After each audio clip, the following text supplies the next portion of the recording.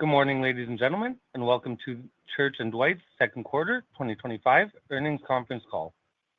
Before we begin, I've been asked to remind you that on this call, the company's management may make forward-looking statements regarding, among other things, the company's financial objectives and forecasts.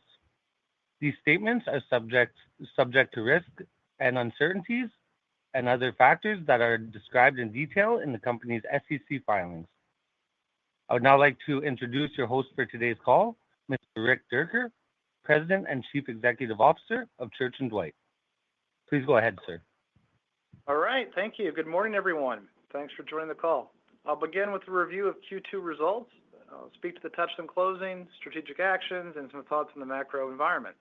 Then I'll turn the call over to Lee McChesney, our CFO. When Lee is done, we'll open the call up for questions.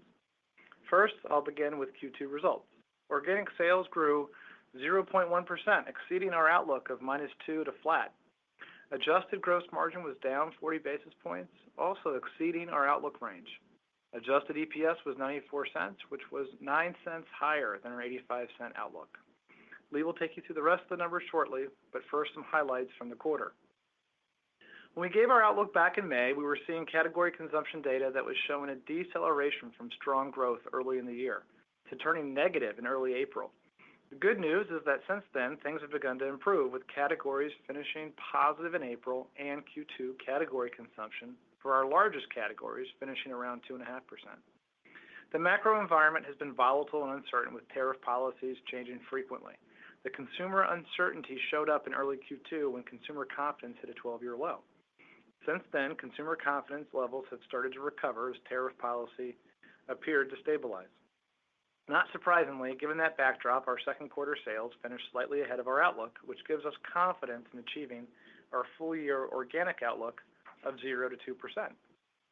Our brands continue to perform well in this dynamic environment. We continue to drive both dollar and volume share gains across most of our brands. Our balanced portfolio of value and premium products and our relentless focus on innovation continues to position us well for the future. International continues to take share across the globe. Further, we continue to grow the online class of trade, with online sales as a percentage of global sales now reaching 23%. In July, we closed our most recent acquisition, Touchland. Touchland is the fastest growing brand in the hand sanitizer category in the U.S. and is the number 2 hand sanitizer in the category. Touchland experienced strong growth in Q2, outpacing the category and gaining share. We're excited to add Touchland as our 8th power brand, and even more so, excited to officially welcome the Touchland team to Church & Dwight. Now let's discuss the strategic actions we outlined last quarter. To drive shareholder value, management team assessed each of our brands on a regular basis. As a result of these reviews, we often accelerate and increase investments in our strongest brands and move with speed to address opportunities for value creation.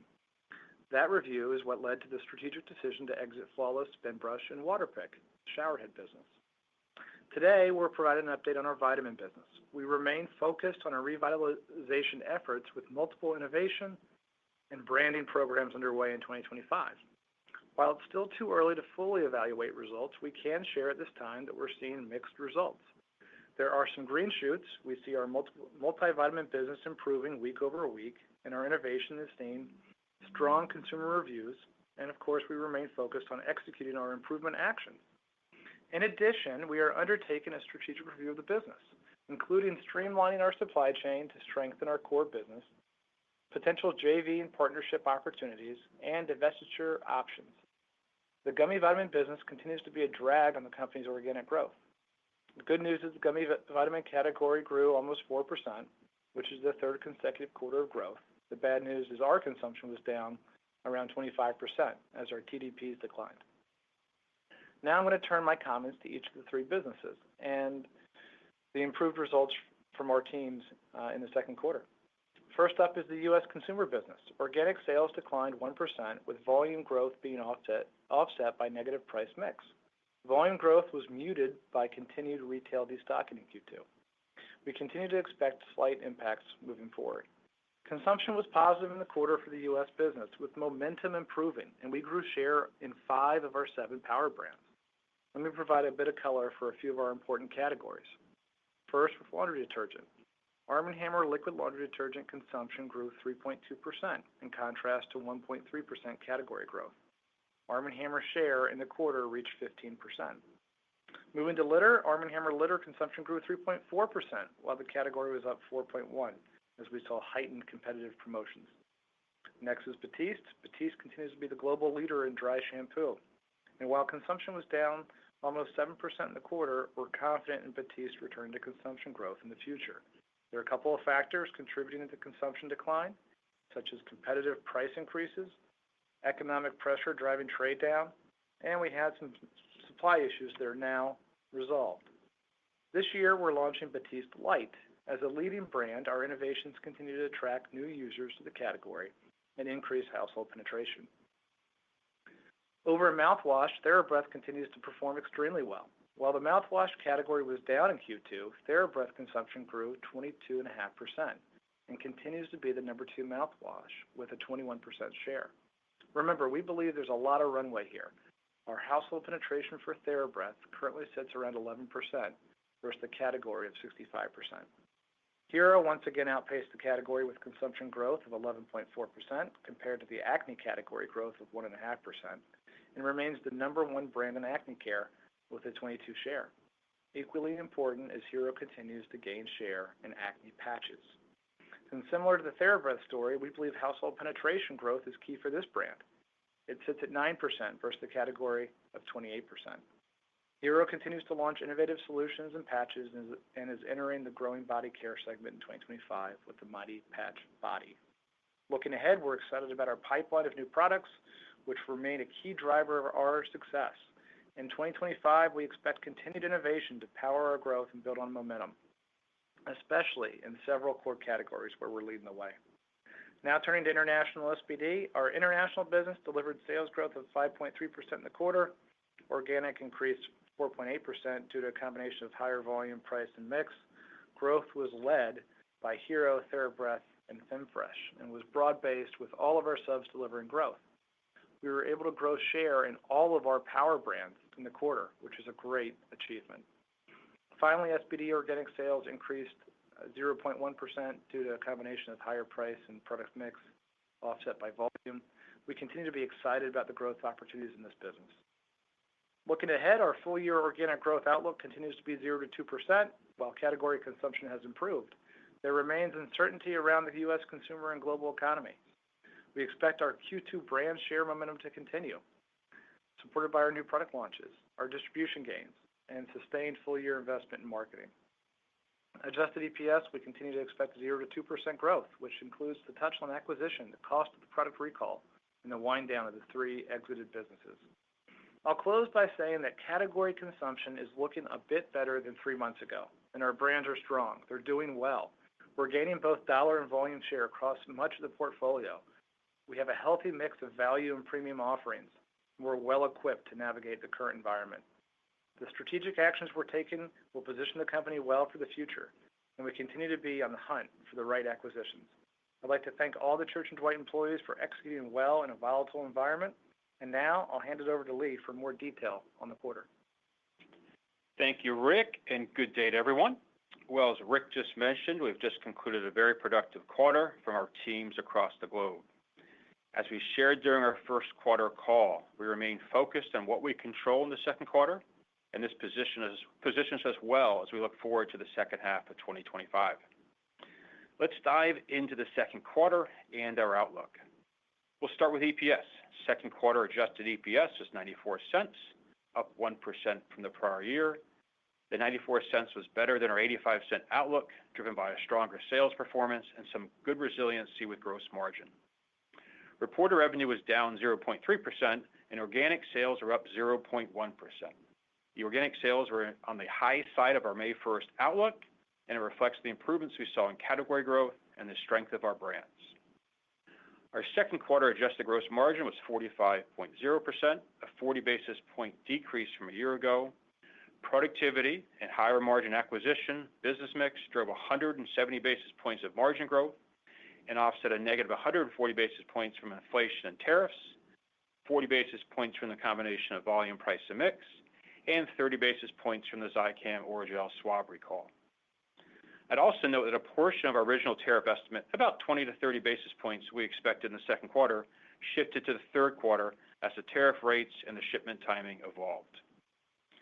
Moving to marketing, our marketing expense as a percentage of sales was 10.4%, or 30 basis points higher than 2Q of last year. And for the year, we continue to target 11% of net sales in line with our evergreen model. We are encouraged with our share results in the first half of the year. For SG&A, Q2 adjusted SG&A decreased 80 basis points year over year. And other expense decreased by $5.2 million due to higher interest income.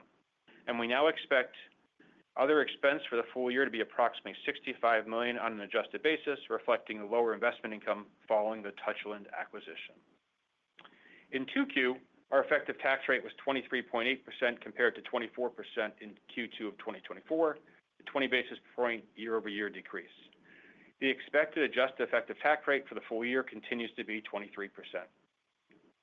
And now to cash. For the first 6 months of 2025, cash from operating activities was $416.5 million, a decrease of $83 million versus last year due to working capital timing and lower cash earnings.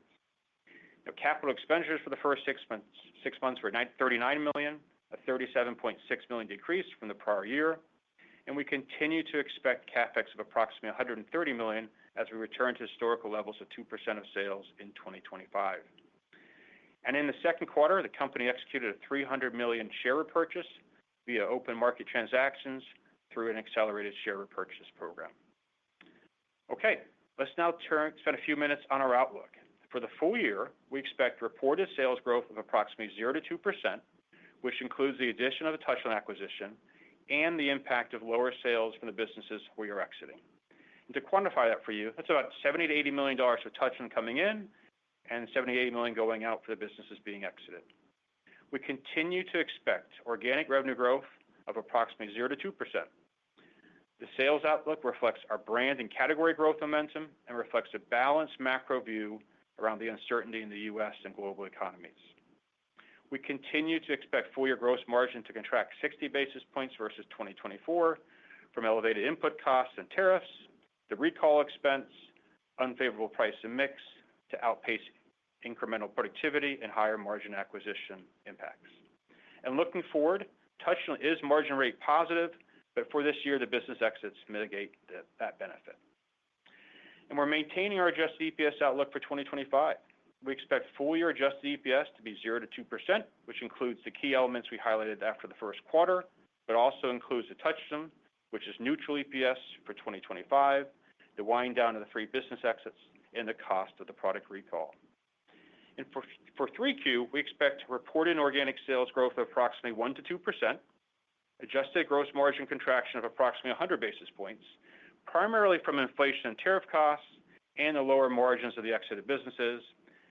Marketing will be higher sequentially compared to last year, and as a result, we expect adjusted EPS of 72 cents per share, which is a decrease of 9% versus last year adjusted EPS. Cash flow from operations for the full year remains $1.05 billion. In July, we also expanded our revolver facility from $1.5 billion to $2 billion. And the combination of this cash flow and the expanded credit facilities provides us excellent flexibility. Our M&A team accordingly continues to pursue accretive acquisitions that meet our strict criteria, with an emphasis on fast-moving consumable products similar to our recent acquisitions. To conclude, back on May 1st, we communicated our proactive set of actions to navigate 2025. And as Rick and I just highlighted, we've made great progress and we're focused on sustained execution for the remainder of the year. So with that, we're happy to take your questions. So Eric, we'll turn it to you. Ladies and gentlemen, at this time, I'd like to remind everyone, in order to ask a question, please press star followed by the number 1 on your telephone keypad. Your first question comes from the line of Chris Carey with Wells Fargo.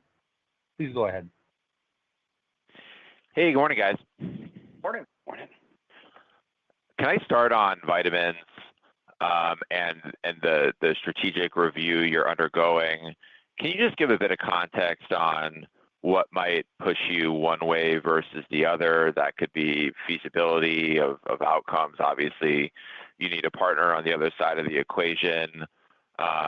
but that could also be the potential dilution of an outright divestiture, and perhaps how you think about Touchland, given the fast growth and margin accretion, as a potential offset to such an outright dilutive divestiture. So can you just give us a little bit more insight on where how those different decisions could come out and kind of the netting out impact if we were to look out 12 to 18 months and follow up? Yeah, sure, Chris. Yeah, look, we were pretty clear in the release that we put three different options out there, and there's some option in no particular order would be a divestiture. That's probably the cleanest option. The second one would be a joint venture partnership with a partner. We've seen that happen in the industry a few times as well. And the third one is to radically shrink that business and make it even more profitable. And that would have supply chain reorganization. That would have kind of the way we manage that business implications to enable speed and even faster decision making. Because I think everyone sees it, but it's not just Church & Dwight. It's the vitamin businesses that were put into all these CPG companies. These businesses need to be run and managed a little bit differently. And I think we have the ability to do that. It just has to change the organization around it and the structure we would have. So we need a few months to go through that. I think the good news is some of the activity sets that we have started on are working. I was kind of clear about that in the green shoot comment. For example, we've been putting a lot of focus on multivites, on innovation, and we've been stair-stepping up in improvement. We were probably on average down 24-25% for April and May, and as we look at June, we're down, in the teens, and then the last couple of weeks we're down single digits, and for the first time ever, our units were actually positive. So there are things that are working. It's just a speed and urgency type of mindset. Okay, fair enough. And then just from a category perspective, we've seen good consumption trends in your laundry business. Can you just expand on what's going right and then some of the strategies that you're implementing to put up some nice market share performance? Thanks so much. No, thanks. There's great market share performance. 5 of 7 of our brands, power brands, gained share in the quarter. We continue to do well. July also looks good. I would say a lot of confidence in our growth in the back half. I'm incrementally even more positive today than I talked 90 days ago. Category growth is improving. Our share gains are working. A lot of confidence in the 2.5% back half number. And even July, I would say, came in above that number. So a lot of good work and efforts across many of our brands. With laundry, it's you want to have the right the sizing strategy, right? A lot of consumers are trading up into larger sizes. Make sure the price points on those sizes are correct so you can promote them correctly at times. And then laundry and litter are very similar. It's a pricing, sizing, value equation that we're really good at and we can move quickly on. So we've been successful across many of our brands for that reason. Okay, thanks, Rick. Your next question comes from the line of Rupesh Parikh with Oppenheimer. Please go ahead. Good morning, and thanks for taking my question. I guess just going back to the retailer destocking comment, is there a way to quantify the magnitude of that headwind and then whether it was broad-based across retailers and categories? And then I have one follow-up question. Yeah, Rupesh, it's Rick. We talked in Q1 that it was around a 300 basis point drag to our net sales versus the consumption numbers. I think we would ballpark it to be around 100 basis points in Q2. And in my comments, I said maybe it's slightly there in Q3 and Q4 as we go forward, but inventory levels are pretty good. The only impact, and you heard this from other competitors, is as sales grow faster at club or online or at mass, it does have a little bit of a mix component to it, that there's just not as much inventory needed in the system. And as you would expect, when category growth is a little bit lower than historical averages, you don't need as much inventory either.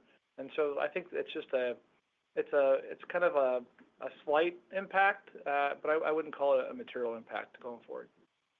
Great. And then my follow-up question, just on Touchland, now that the acquisition is closed, would be just curious on what you see as, I guess the bigger priorities for the balance of the year for that business. Yeah, we're super excited about Touchland. I think again, like you can't track that business as well because it's sold largely at Sephora and Ulta and Amazon. But when we look at our kind of numerator data or even the Amazon data, it's driving category growth. Like half of all category growth is coming from Touchland. New users, household penetration is still a great story. A lot of runway there. 6% household penetration for Touchland versus the category at 37%. They have incremental kind of near-term innovation on different fragrances and whatnot for hand sanitizer. The body mist is still off to a good start. Going international is off to a good start. More to come later on other categories of innovation, but it is just a pleasant surprise, is what I would say. And the team's energized.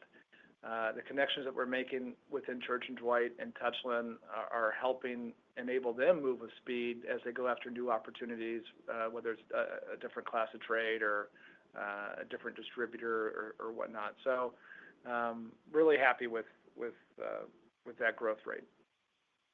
Great. Thank you. I'll pass it along. The next question comes from the line of Peter Grom with UBS. Please go ahead. Thanks, operator, and good morning, guys.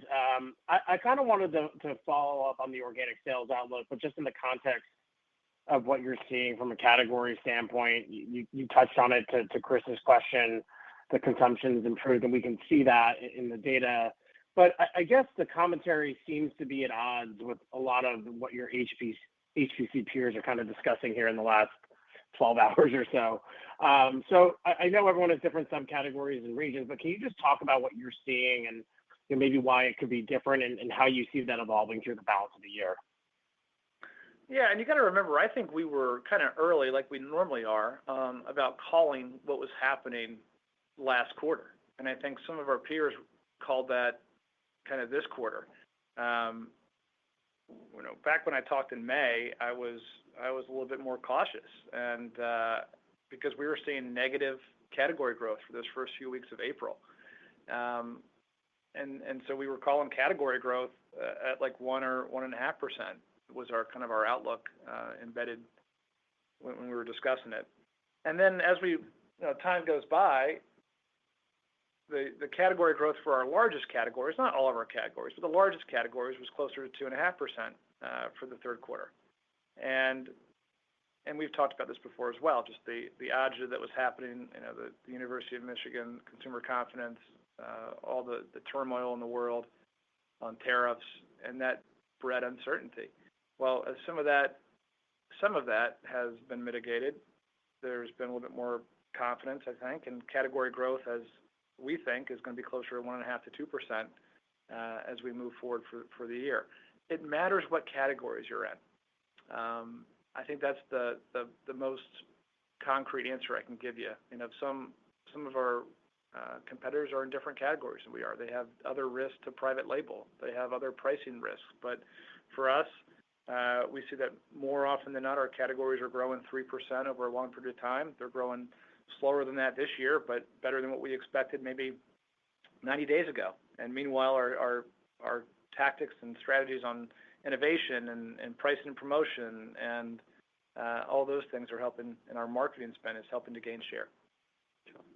Hey, Peter, all I would add is, it's your point, to Rick's point, we tried to lay out for the rest of the year back in May 1st, and here today, there were steps to our improvement, and the second quarter, really hit those marks actually a bit higher, and then obviously for the back half, we got 2.5% organic implied, and we have steps to that in 3Q and 4Q. We feel very comfortable with the back half just based on everything we see today. Makes sense. And I guess just a point of clarification, Rick, I mean, on that 2.5%, I think you mentioned before that it's running ahead of that in July. So I just wanted to clarify that that's a total company organic comment. And I guess if that's the case, is there any sort of reason why you would anticipate organic growth kind of decelerating to the 1% to 2% guidance that you framed for the quarter? Well, there's always a comp, and I would just say that our month of July is the easiest comp that we had if you look at the quarter. But it just gives us confidence because you have 1 month behind us, and it had a great month. So maybe it's conservative, but it's what we think the environment is right now. It's so volatile that there's no reason to take the full year up after another 3 months. So we'll see how the next 90 days go, and I'm just trying to convey that we're off to a strong start. Makes a lot of sense. Thank you so much. I'll pass it on. The next question comes from the line of Anna Lizzul with Bank of America. Please go ahead. Hi, good morning. Thank you so much for the question. I was wondering if I could follow up on Peter's question here. Just we're hearing from peers in this space who expect an acceleration in the second half. And while you don't have meaningfully different comps in the back half, was wondering how you're looking at the consumer environment and your expectations for improvement or maybe lack thereof here. And we're also seeing a variety of strategic actions from peers as well, including increased promotional spend and marketing support. Was wondering if you can further comment on your initiatives there. Thank you. Sure. So, on the consumer, my answer is pretty much what I gave Peter. Just a lot of confidence in our growth, and it's not just a category story for us. It's also a share story, right? And we're driving growth in mouthwash, even when the category is growing slower than that. We're taking share. Same thing with acne and acne patches. Same thing with Touchland. Many of our brands, not just one or two of them, are gaining share over time. So that's why, again, if you look back at our long track record, 10 years plus, we tend to gain share in about 2/3 of the time periods we're looking at. So that's on the consumer. In terms of, I think your other question was just what initiatives we have and strategic initiatives. Look, we are crystal clear that we're going to be spending the marketing that we kind of always spend with our evergreen model. We think this is the right time. That's the right amount, 11% or so. And we're protecting that. And that's part of the reason that even when we came out in the first quarter and lowered our earnings for the year pretty early, we said that we are going to protect that marketing spend. And then Q3 is actually the highest quarter of the year, between 12.5% and 13%. So that's we're investing behind the business. We're investing behind the brands. We're investing behind innovation. There's some innovations launching in the back half that we're really proud of as well that'll be supported. We'll talk more about that next quarter. So that's kind of where we're at. We're investing behind marketing. We're investing behind price pack architecture where we need to. And we feel like we're in a good spot to continue to gain share over time. Okay, great. Thanks so much. Your next question comes from the line of Dara Mohsenian with Morgan Stanley. Please go ahead. Hey, thanks. Maybe extending the last couple questions a bit as we look beyond 25. Just any thoughts, Rick, on your ability to return to the evergreen OSG targets after this year? Are you looking at this year as more of an aberration, understanding a lot of weakness earlier in the year, things getting better sequentially, but not being all the way back to evergreen yet? So I know there's a lot of volatility, there's a lot going on, but how do you think about organic sales growth as you look beyond this year, particularly with an easy comp in theory with the inventory cuts this year? Yeah, thanks for the question, Dara. Look, it's called an evergreen model for a reason. Our goal is to hit our evergreen model each and every year, year after year, and we've been a model of consistency in doing that. I think this year is an aberration. When you have categories, like we said before, that all of a sudden for the last 10 years have grown around 3%. It started out growing in Q1 1.5%, and then the first couple of weeks of April negative. That gave us pause. I think with the volatility in the world today and the pressure on the consumer and the agita around the tariff situation that just moved categories in a bigger way. So I do think it's a bit of an aberration. I have a lot of confidence in the evergreen model for not just 1 year or 2 years, but that is what we are supposed to do each and every year. And we have some brands that are growing faster than the evergreen model, and we have made some portfolio decisions on other brands that were growing at a lower rate than the evergreen model. So I think that does nothing but strengthen the portfolio and the company over the long term. Great. That's helpful. And then just on Batiste, it's been a great growth brand in recent years. Slowdown in Q2. You sound more optimistic in the back half. You touched on it a bit, but can you just give us a bit more detail on what's happened here in the last few months and sort of the plans for the back half and the optimism you have there? Thanks. Yep, sure. Well, it's never one thing. It's always multiple things. That's how life and how business is. So partly we had some supply chain challenges that we're back and recovered on. So that's a piece of it. We are introducing some innovation, right? And we have to make sure the advertising and the trial generation activities for that line up appropriately. And so that's still early days.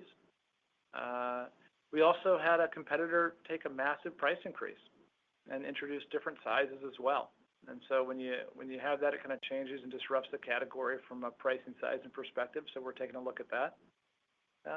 But meanwhile, we have to make sure we're really clear. Batiste is the leader in the category. It's brought innovation not for 1 year, but for decades.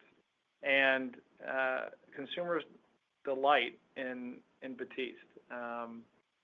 We have led that category with innovation. We've led it with kind of a value as we traded people up to larger sizes.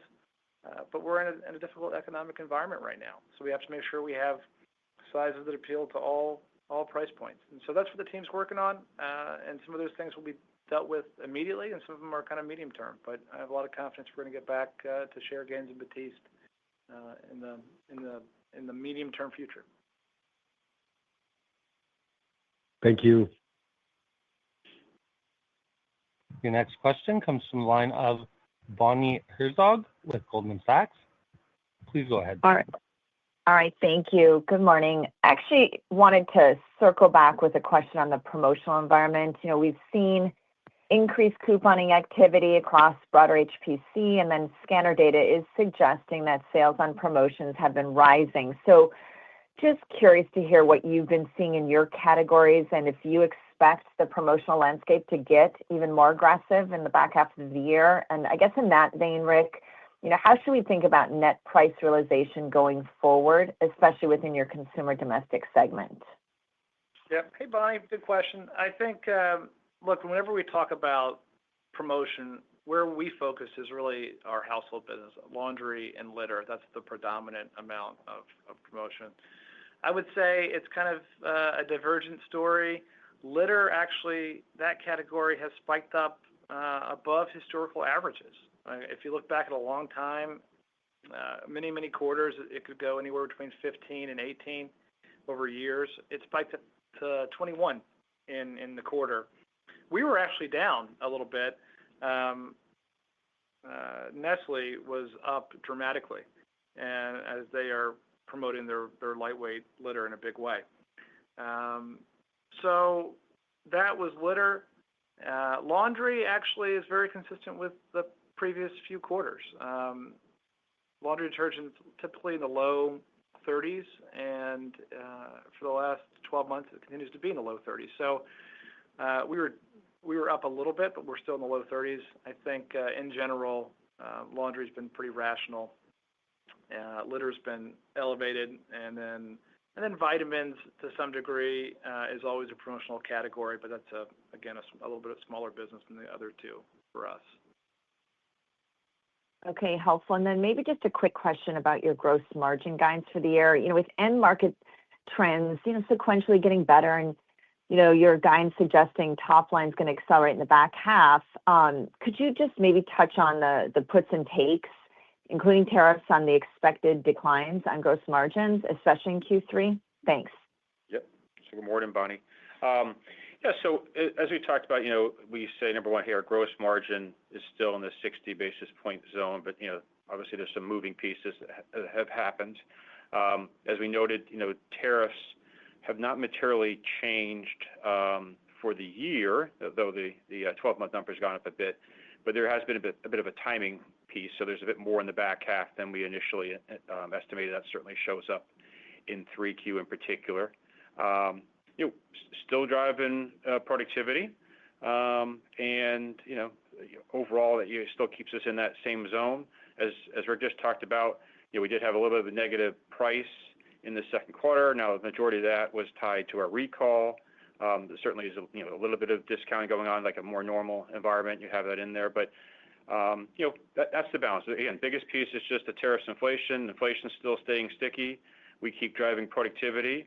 And, I think it'd probably be a good time to reiterate, we've done a really nice job to manage the tariff topic. And, really that number is just a timing change for us.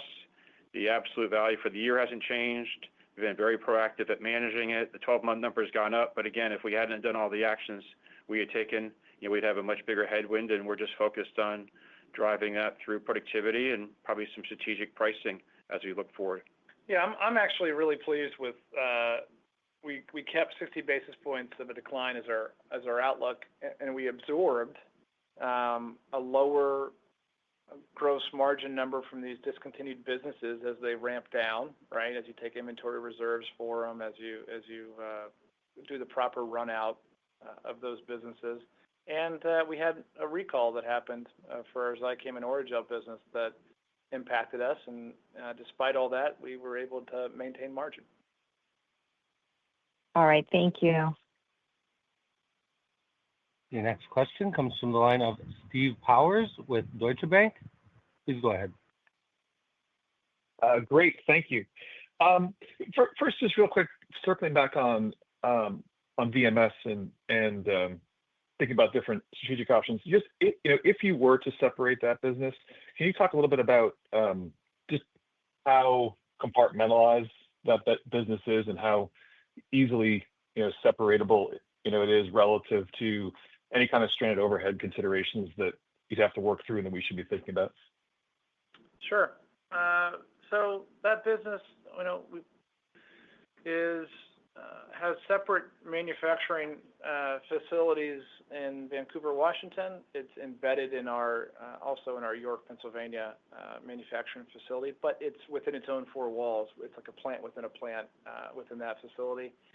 And then, as you would think, R&D and supply chain and marketing, all those functional supports tend to be a little bit separate because it's its own largely SBU. There are support structures within the corporation, and so there are some allocated costs. And if we did go down the route of selling, we'd have to go address those stranded costs. And that's normal with any business. That we just did that with the Spin Brush, Flawless, and Waterpik Showerhead rundowns. I think the big thing for us is,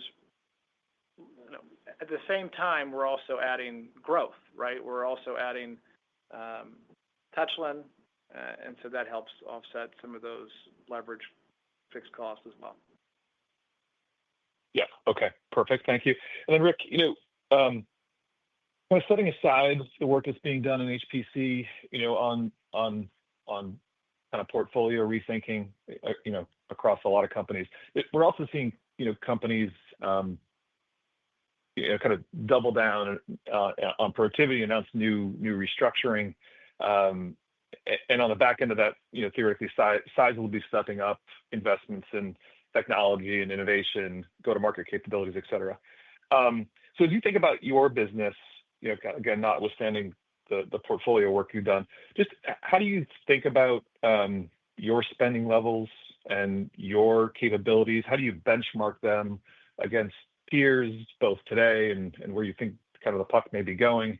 And is there any contemplation of having to do something similar from a restructuring and accelerated reinvestment program? Thank you. Yeah, Steve, you've been following this company for so long as well. We've never really done a restructuring program. We're more of a pay-as-you-go type mentality. I mean, I think the only time we've ever called out anything was when we did a reimplementation of SAP, and that was kind of a one-off. But what we tend to do is, in any one year, we could go past our outlook on earnings growth, for example. But we tend not to do that. We tend to make investments for the long term, and we've been doing that for years. And so we make investments in some of the analytics. We put a center of excellence in place. We put a pricing group in place. We're looking at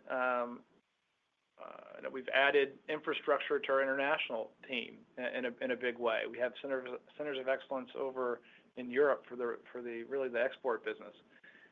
We're looking at more local innovation, more local manufacturing. But all those things we tend to embed in our evergreen model, and that we kind of pay as you go. Very clear. Thank you very much. Your next question comes from the line of Andrea Teixeira with JP Morgan. Please go ahead. Thank you. I want to go back, Rick, to your comment about how to think about these categories as you are divesting, and also in general as you step back in terms of acquisitions, like keeping innovation for be it Batiste or be it now Hero. You have the body patch. How are you going to be able to continue to innovate, and how you're seeing percentage of sales coming from that innovation accelerating the second half? I know you might be comping some of the laundry innovation that you had as you enter 2026. So how we should be thinking of that? And then conversely, I think you always have said about 20% of your revenues come from value. Are you gaining share in that segment of your portfolio, or you're seeing that stable? Thank you. Yeah, I think I got two of the three, but you can remind me what the third one was. So on innovation, you're right. Like, innovation for us has been kind of a bedrock. When Carlos came in, our Linares, who's our head of R&D, he really changed the way we innovate. And we went through this at Analyst Day a little bit, but we have so many different vectors now of innovation. And so for the last few years, about half of our organic growth is coming from innovation, which is just, I think, industry leading, and it's fantastic. So if innovation last year was closer to 2, it's probably closer to our outlook was probably closer to 1.5 as we started the year. It's probably around 1.2 or 1.3, just as still phenomenal. But in times like this, when the consumer is pressed, sometimes they don't reach for the innovative new product initially. So we're still really happy with a lot of innovation. We're putting our programs in place for sampling and for trial. But across the board, like if you take a step back, deep clean innovation on laundry has been driving category growth and category expansion and share gains for us. Lightweight litter has been growing category growth, our brand to grow and share gains for us. Batiste, Light, Hero, TheraBreath, incremental sizes and flavors. So innovation is alive and well and really a growth driver. On value share, I think you're right. I know part of our portfolio is premium, part of it is value. More recently, as Hero and TheraBreath have outsized growth, the premium kind of mix of our business has grown faster. But the value portfolio continues to do really well. Even if you look at Orange Box in litter, I mean, Orange Box in litter is growing around 4%. There's not this massive trade down or trade up happening, but Orange Box and litter is doing well. I'd say Arm & Hammer, the brand in laundry, is doing fantastically well. We have a good, better, best strategy there. It's probably the better and the best tiers are growing faster than the good tiers in Arm & Hammer laundry. But those good and better and best tiers are still a great value to the higher end premium laundry detergents. So That's two of your questions. What was the third? First question is kind of like categories, right? Yeah, no, thank you, Lee. The categories, as you think about the exits that you're making, right? And I think now, you correct me if I'm wrong, it seems like you're saying, well, perhaps we're going to do JVs and think about being creative on how we're going to look at these divestitures. So just to think perhaps if it's going to be just an exit or perhaps you can still be hopeful to sell them. Oh, well, yeah, on the vitamin business, right? The cleanest scenario is there's a sale. If you do a JV, it's because either your partner doesn't have all the capabilities that they would need to run it, and so there's a transition period over time, most likely, and we've seen that in other categories, other industries. And then the third one is how do you right-size it and grow more profitable and kind of take it out of its of the CPG framework of operating in a little bit more of the vitamin paradigm and operating the business. So those are the three scenarios, and like I said, we need a few months to work through the optimal path, and we'll report back by the end of the year. And if I can squeeze one on the margin, are you implying, and sorry if I missed that you're going to be taking pricing because a lot of your competitors are saying we're taking pricing even in the U.S.? Can you comment on any pricing that is not list pricing that is not coming from innovation? Yeah, I think we kind of mentioned it in the release or in the transcript, but really, look, we're going to do our best to offset the tariffs as needed, and where we can't do that and where we believe it's needed, we'll take some targeted pricing. So that's the plan, and it's not going to be across the portfolio, but it will be targeted and specific where we get hit the hardest with tariffs that we can't after we've done all we can do to offset. That's what the next path forward would be. Okay, thank you. Your next question comes from the line of Lauren Lieberman with Barclays. Please go ahead. Great, thanks. I know you touched on promotion a little bit earlier, but I wanted to just kind of revisit that a bit. I know on laundry, you said the hovers around this kind of 30% rate, generally speaking, over time. We've seen some kind of more elevated activity from Church & Dwight, from Arm & Hammer in certain retailers more recently, and I know there's it just happens, what day you're in what store, so it's a matter of luck of the draw.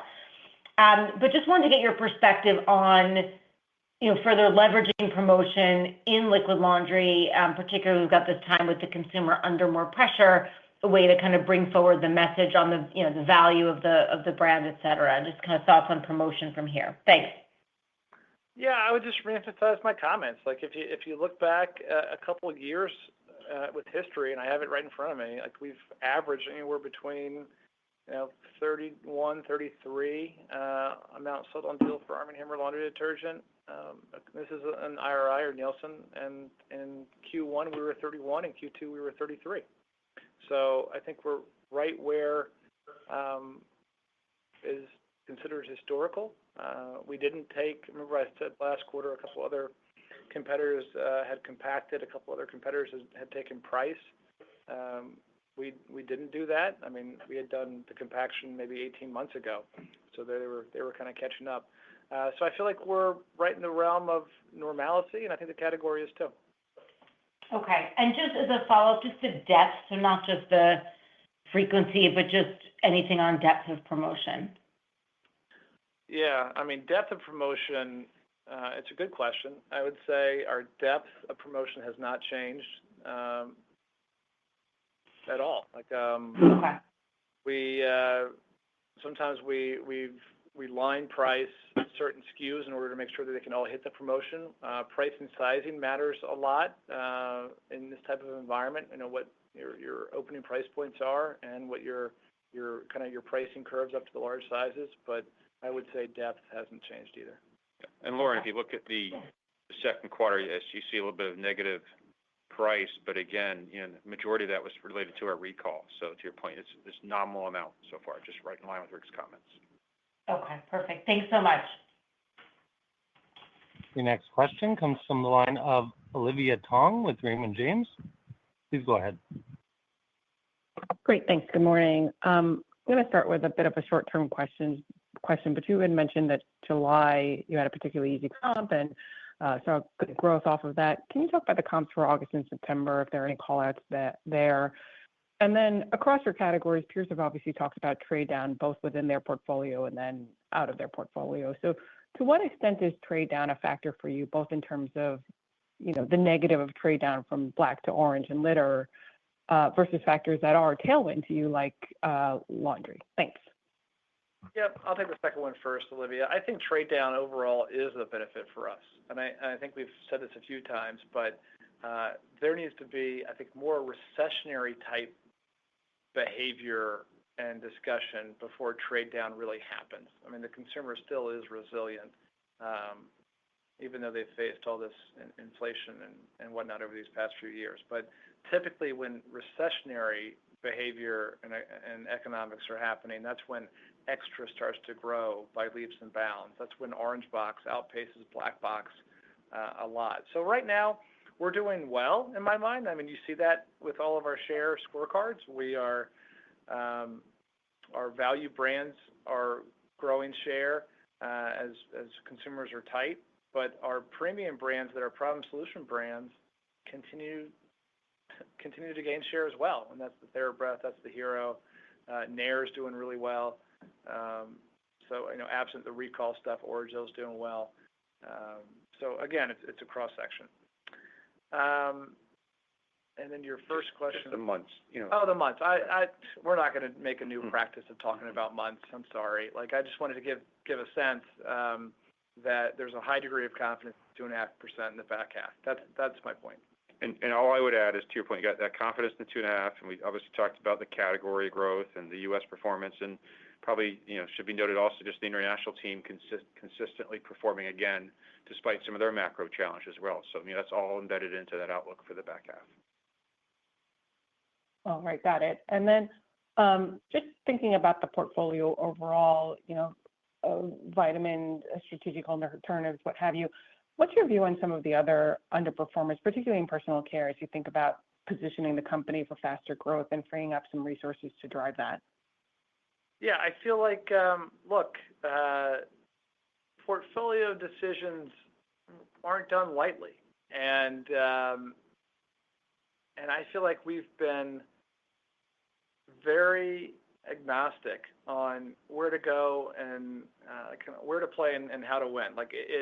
We're taking a white piece of paper and going through that with the board on here are the brands that we think have a reason for being for decades.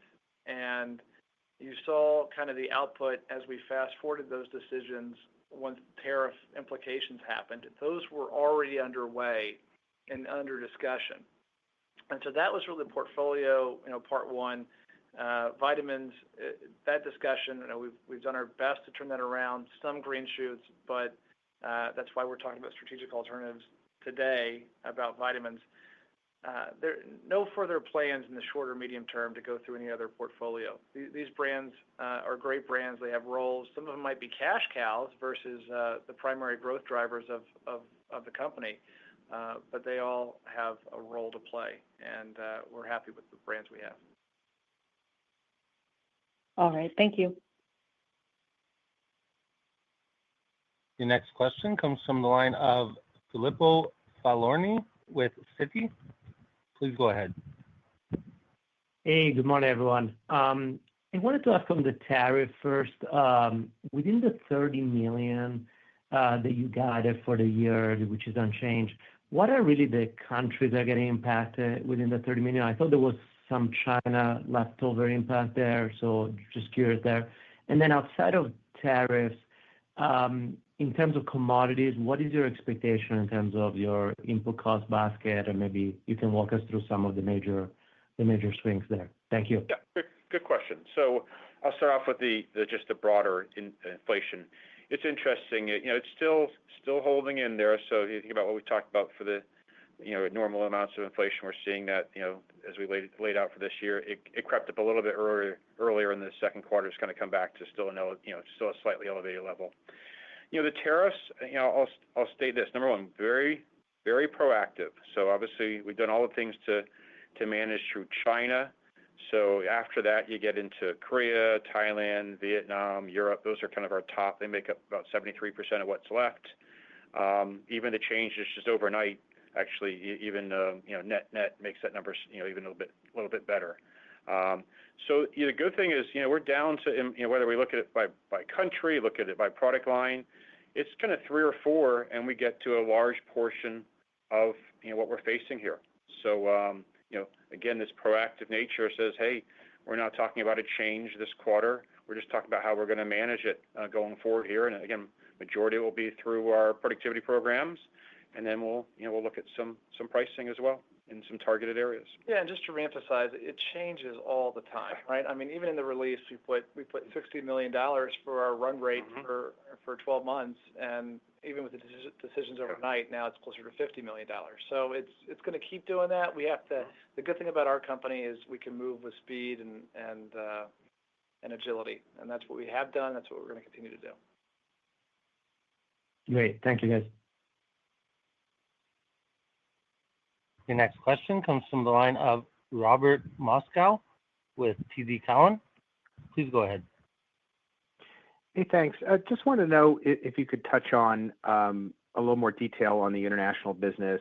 It continues to outpace the rest of the portfolio. And I remember a key strategy of this was to expand U.S. brands into these markets, either through export markets or where you operate your own businesses. Can you give us an update on how that's doing? Like, how is Hero doing? How is TheraBreath doing? And in a slower market, is it getting harder to introduce them and gain attention? Thanks. Yeah, great question, Robert. I'm so pleased with how international is doing. International growth, mid-single digits, sometimes high single digits, really largely behind 2 or 3 factors. One is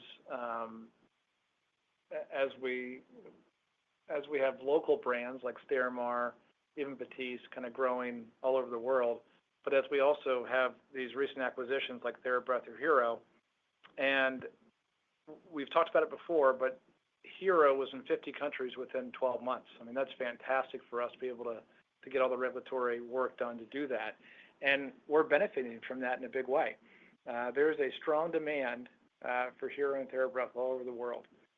Many of these countries that we talk about, they're having the same economic malaise that the U.S. is. And so when categories are 0 to maybe negative in many of these countries, some of our competition, if you look at it, is actually declining in many of these countries.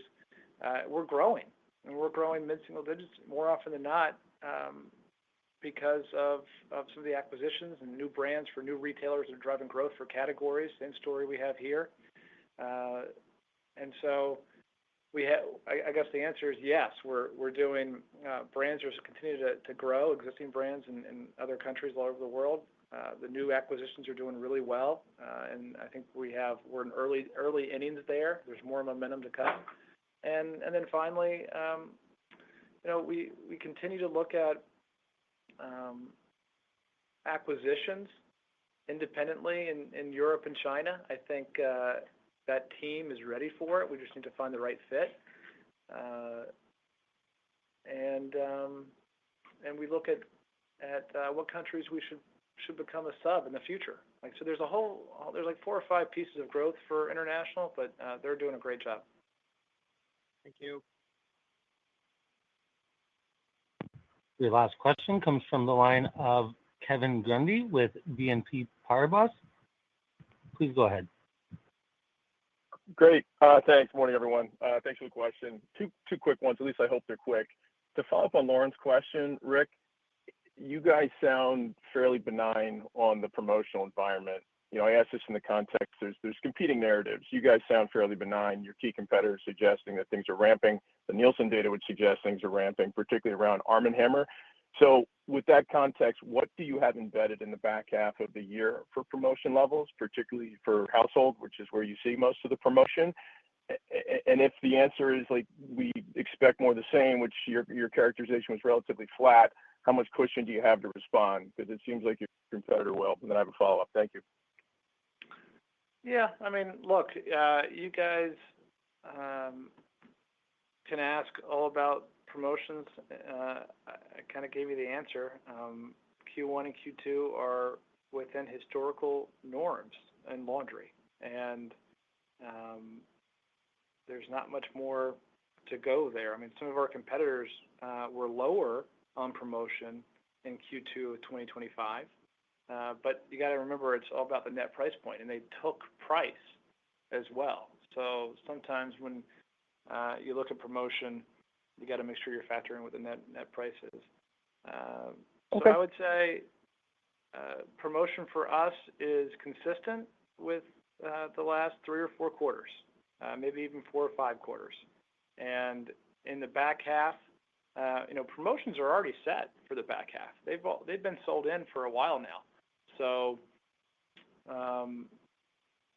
in this environment, we saw, and maybe it's because we saw it further afield than most, but 6 months ago, 9 months ago, we were seeing how some of the promotional volumes weren't as effective because everyone, category was there. Everyone's promoting across many different categories, and so we made sure we put the plans in place even late last year, early this year for the whole promotional calendar. So I have a lot of confidence in our laundry business. Our laundry business in the month of June and July continues to gain share, continues to do well. And I think part of that's promotional, but I think part of that is innovation. And Deep Clean continues to do well, hit hurdles, and drive category growth. So long answer, but that's the facts that I look at.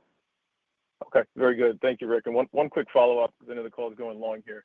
Just on the vitamin business, to come back to that, can you talk about how you balance the timeliness to get something done and naturally getting the best value you can for it, and minimizing the potential risk that there's another leg down in the business? Because I think just intuitively when these sort of announcements are made, it shows sort of a decommitment to the asset to retailers, and the business is struggling. And so from an investor's perspective, if this goes 2, 3, 4 quarters, like how do you protect against another leg down?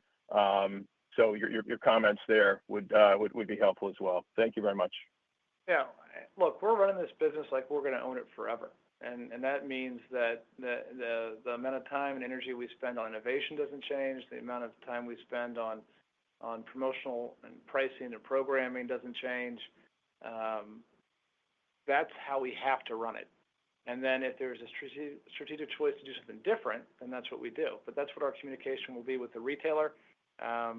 They want Vitafusion and Little Critters to be successful too. It's a big brand. And so we're going to continue to show them the innovation, continue to show them why we believe it can grow categories after we get through this kind of TDP down cycle. But at the end of the day, they're good brands, and I think for us, we're spending an inordinate amount of time for what's relatively a small business, and so that weighs into my thinking on how much time the organization spends on supporting a business of that size versus the benefit, and that's part of the kind of strategic decision too. Okay, very good. Thank you, guys.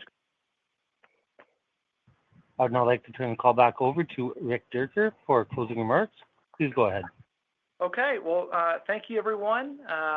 Like Lee and I said, a lot of confidence as we look forward. The company is doing extremely well in a tough environment, and we'll talk more at the end of October on our next call. Thank you. Ladies and gentlemen, this concludes today's call. We thank you all for joining, and you may now disconnect.